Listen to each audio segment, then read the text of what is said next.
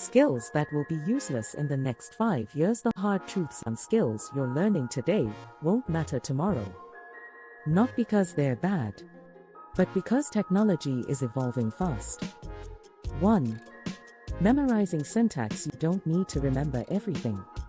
AI can write code, suggest fixes, generate functions. Memorization is losing value.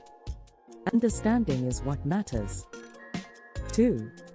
Doing repetitive tasks. Jobs that involve manual data entry, basic scripting, routine operations are being automated. AI handles repetition faster and cheaper. 3. Tool-dependent skills. If your skill is limited to one tool, one framework, you're at risk. Tools change quickly.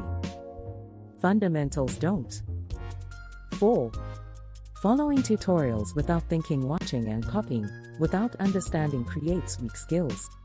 When the situation changes, you won't know what to do. 5. Avoiding AI. Ignoring AI is the biggest mistake.